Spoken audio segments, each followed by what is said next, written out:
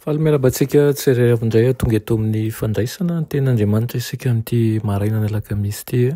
Misaotra anazy hatrany izay manome tombonandro antsika tsirairay avy ary mitaona antsika ny amin'ny fandraisana fahamarinana. Alohan'ny dirantsika ny mofinaina an'io dia vavaka isika. Ny Tompon'Andriamanitra eo mbola fampisaoranao izay ny amin'ny tombonandro iomenao anay io. Ny afana ihany koa miantso ianaranao sy mandray ny famindramponao. Amelany ilokay mamandrafo aminay. Gataka aminao mba mbola zava-tsoa anatinay amin'ity maraina ity. Anaran'i Jesosy. Amen. Raha ny mofinainantsika androany dia manao fanavaozana ao tokantrano. Alaina amin'ny Salamo 7:70 manao hoe: ampandrenesi ny famindramponao aho noho ny maraina, fa ianao no itokiko. Ampahalalao ahy izay lalana tokony alehako, fa aminao no ananganako ny fanahiko. Amen. Rehefa nanolotra an'i Jesosy ho an'izao tontolo izao Andriamanitra dia nampidiriny tao anatin'io fanomezana tokony io ny lanitra iray manontolo. Tsy navelany hiazona ny kile manotoetra antsika isika, na nompo azy arak'izay tratrantsika ao anatin'ny fahasimbana noho ny mampanota antsika. Hanao ny zavatra rehetra izy mba hatanteraka antsika ao amin'ny zanany.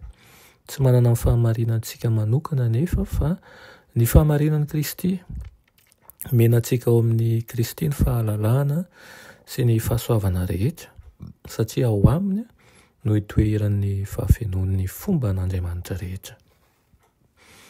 Natolotry Kristy ho antsika ny ainy, fananany izany sika ho izy manao hoe: moa tsy fantatrareo fa ny tenanareo dia tempolon'ny fanahy masina izay ao anatinareo sady efa azonareo tamin'Andriamanitra, ka tsy tompon'ny tenanareo ianareo fa olom-bo avidy ianareo, dia mankalazana Andriamanitra amin'ny tenanareo.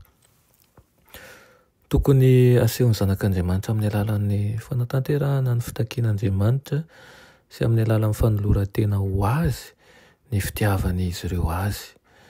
Amin'izay fotoana izay ihany vao azo ny ampiasaina eo amin'ny fanompoana azy ireo, ka mba amin'ny alalan'izy ireo no anjataran'ny hafa ihany koa ny fahamarinana sy fifaliana amin'izany. Tsy miraika amin'ny maso azy ankehitriny sy amin'ny mandrakizay anefa ny vahoaka an'Andriamanitra, hoy ny Tompo amin'izy ireo manao hoe: mitsangana mihazava, fa tonga ny fahazavanao ary ny voninahitry Jehovah efa famposaka aminao.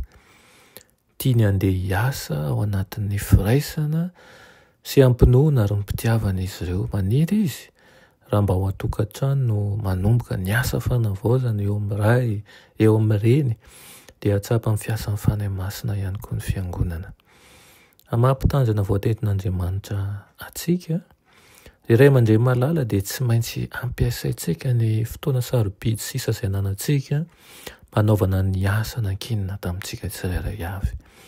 Maniry izy ny hitaizantsika ampahendrena ireo zanakitsika rehetra ao anivon'ny tokantrano misy antsika.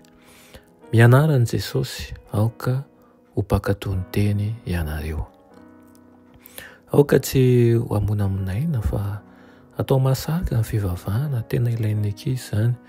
Tokony atao izay hahatonga ny ora fivavahanam-pianakavy hoe ora mahafaly indrindra mihitsy eo anavon'ny tontolo andro, ary rehefa mahasarika dia ny ankizy mihitsy ary no hitaonany Ray aman-dreny rehefa tonga ny fotoana izay hanaovana ny fanompom-pivavahana. Irina mba ho takan'izany ny zava-misy eo amin'ny tontolo misy antsika, mba hitondra rivo-baovao sy fahalalana vaovao ihany koa. Vavaka isika. Ny Tompon'Andriamanitra eo mbola misaotra anao izay ny amin'izany teninao izany.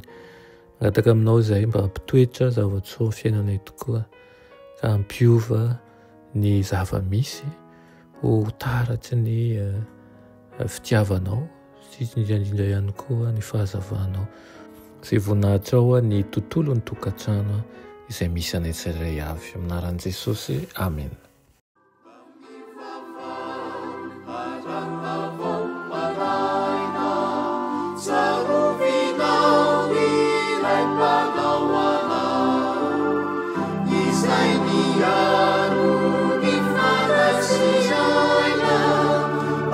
Salam